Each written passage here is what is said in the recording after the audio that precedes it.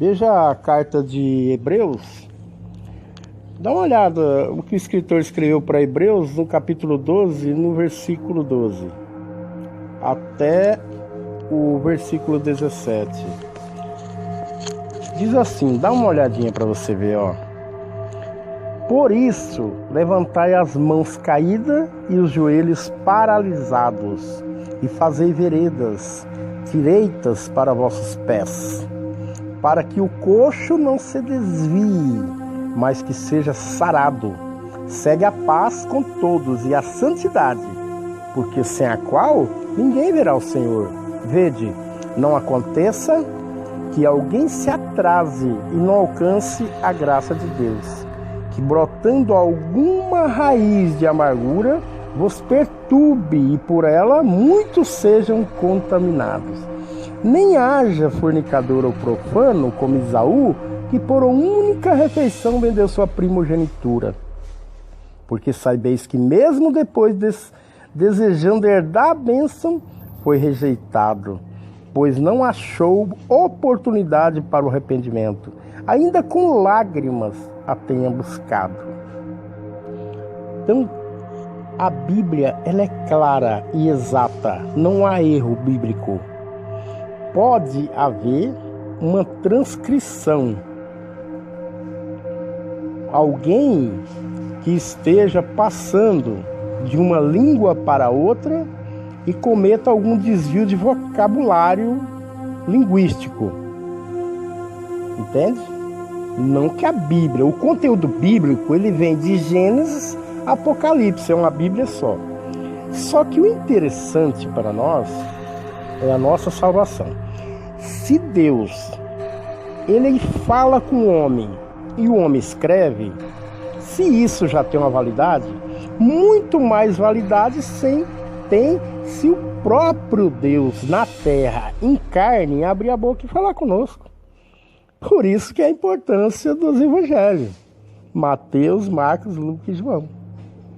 Então a clareza dos evangelhos e também dos seus discípulos, tanto nos evangelhos quanto nas cartas ou nas epístolas, é fantástico, porque aqui está dizendo a respeito de alguém que se atrase, que não receba a graça, que fique fora do tempo, não entra nessa vereda. Vereda é de justiça, tá? Vereda é de retidão, de linha reta, de aceitar a Cristo e andar e receber essa paz e essa santidade para poder ver a Deus. Porque só verá a Deus quem estiver dentro da justiça, porque a justiça é um escudo entre Deus e o homem. Não há ninguém na terra que conseguiu entrar na justiça de Deus. Por isso ele olhou do céu e não achou um justo sequer. Por quê? Porque todos pecaram em Adão. A partir de Adão tudo está em pecado. É uma herança de Adão o pecado. Mesmo que você vire um anjo, que adapte até uma asinha nas suas costas. Lá em Adão não tem como. A salvação está em Cristo Jesus. Porque a partir da cruz, você é dignificado, você é agraciado, imerecidamente. Você não merece. Mas Jesus, ele cobre com o sangue dele o seu pecado e te protege. Então aquele que está em Cristo Jesus é como se estivesse embaixo de um guarda-chuva, mas vai continuar na chuva. E de vez em quando vai dar umas respingadas, entendeu? Mas não que seja proposital, porque você tem essa garantia. Sobre a sua cabeça existe uma proteção, que é a cabeça de Cristo. E o seu corpo passa a ser o corpo de Cristo. E você não vai mais viver em Cristo. Agora é Cristo que vai viver dentro de você. Entendeu? E a lei está no seu coração e todas as coisas. E o Espírito Santo de Deus vai fazer com que aflore isso na sua memória. Mas se você desperceber, se você, como está em Hebreus 12, no versículo 12 ao versículo 17, está querendo dizer, se você trazer para o seu coração uma amargura. O que é amargura? Amargura é uma tristeza, é um desânimo, é uma rixa, uma mágoa, algo que você traz de alguém, porque alguém te fez mal. Porque funciona assim. Satanás, o diabo, ele fala na orelha da gente, entendeu? Pega, mexe, empurra, bate, rouba, mata. Ele está sempre falando, entendeu? E Deus sempre falando, não matarás, não roubarás, não adulterarás, entendeu? Deus está sempre falando. E o diabo sempre falando ao contrário. E ele faz como fez na Eva. Deus disse, não comerás. Ele respondeu o que Deus tinha dito a Eva, Gênesis 3:1. Sim, certamente Deus disse que era para não comer, mas você sabe por que ele disse? Aí começa a questionar, a sair fora da posição. Aí começa a colocar coisas, né? Como, por exemplo, o ungido de Deus, o super ungido, a unção apostólica, a unção, coisas que não está escrito em lugar nenhum. Entendeu? A unção financeira, a unção... Aonde está escrito? Não tem em lugar nenhum. Aí o que eles fazem? Para achar uma brecha, Satanás é astuto, ele usa a palavra de Deus. Ele vai lá no Velho Testamento, lá na época da lei, e começa a tirar de lá coisas que foi entregue para quem?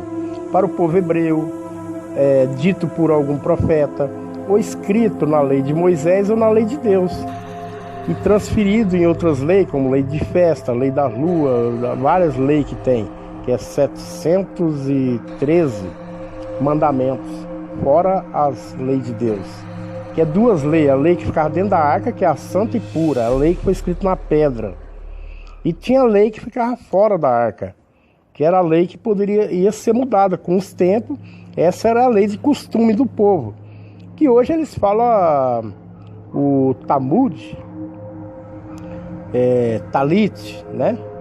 E tem a Torá, que é a tradução da lei de Deus, que vem da Torá, que é a Septuaginta, que está os primeiros 5 livros bíblicos.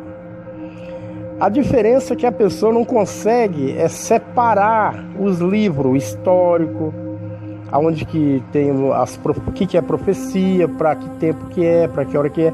Então, para eles, tudo é ordenança de Deus para todo tempo, para todas as épocas, para todo mundo.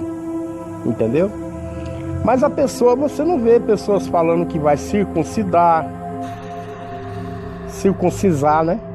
Não, circuncisar.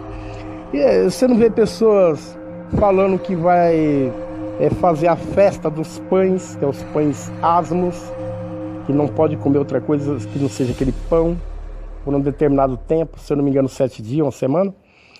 Tem também outras festas, como Páscoa, que você tem que comer coisas amargas, ervas amargas, não fazem. Você não vai ver ninguém usando equipar. Você não vai ver ninguém usando estola sacerdotal. Você não vai ver ninguém usando aquelas vestes que diz lá. Não tem. Não tem as vestes sacerdotais, não tem os templos, não tem as divisões, não tem nada, não tem o local, o átrio, não tem nada. Mas o que eles fazem? Eles estão trazendo a arca da aliança, o cajado de Jacó, a unção de Esther, o tijolinho da muralha de Jericó, a água do Rio Jordão. Então, entendeu? Mas aonde está escrito para ir lá buscar? Aonde está escrito para que nós fazemos? Qual a ordenança de Cristo para nós hoje? Aí a gente começa a entrar em preceitos humanos, que o Satanás buzina no ouvido, como fez com Eva e como fez com Jesus, no penáculo do templo, no alto monte, lá no deserto, quando o Espírito Santo levou ele para ser tentado, que ele ficou muito tempo sem alimento, 40 dias e 40 noites. Aí vem o Satanás e o diabo. Agora eu sei como que eu vou pegar ele. Por quê? Porque ele está na carne. E a carne necessita do quê? De alimento. Primeira coisa, eu vou oferecer o pão. Não deu certo, então eu vou oferecer poder, tudo. Não,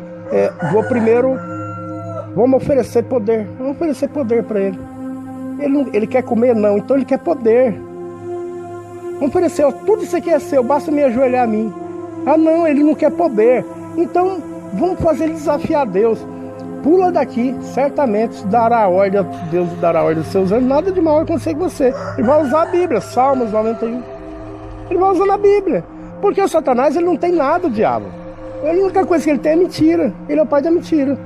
E o único projeto dele para a terra é matar, roubar e destruir. Ele é um suicida. Ele queria também se matar, só que ele não consegue, ele queria acabar com isso.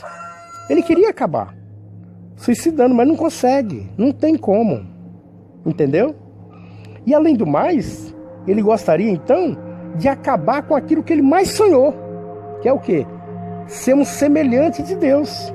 Satanás não é semelhante de Deus, ele é uma criação. Nós temos estrutura, até mesmo a Bíblia diz que nós vamos julgar anjo, olha só. Nós somos acima de anjo, é que você não percebe as escrituras. Nós somos semelhantes de Deus, anjo não é. Tem que entender isso. Dá uma olhadinha em Ezequiel, você vê os anjos lá, a forma deles como que era. Dá uma olhada em Apocalipse como que é lá. Um com cabeça de leão, cabeça de ar, como que é? Dá uma olhada como que é anjo. Nós somos semelhantes a Deus, só nós. Satanás, o diabo, ele queria subir mais além das estrelas. E ele ia ser semelhante a Deus, é o sonho dele. Mas Deus fez quem semelhante? Nós, o homem. Só nós é semelhante a Deus, não há. E ele buzina, ele entra dentro da Bíblia, ele sobe no púlpito, ele prega, o diabo prega. Ele é um dos maiores pregadores da terra. E Jesus ainda adverte. Ele fala assim, ó, naquele dia, muitos chegarão em mim e dirão, Senhor, em teu nome curei enfermos, Senhor, em teu nome expulsei demônio, em teu nome. Você entendeu? Quantos não estão aí no nome de Jesus? Pregando o quê? Coisas bíblicas? O que eles chamam para você fazer está na Bíblia? Ou está num versículozinho isolado? É um contexto geral bíblico? Ou é um versículozinho à parte? Onde você vai receber dinheiro porque tem a unção de Salomão, da prosperidade. Você vai ser forte porque tem a unção de Sansão. Você vai... Aonde mais? Aonde você está trazendo? Quem ordenou? Quem pediu? Qual a ordenança de Cristo? Os evangelhos. Paz e graça.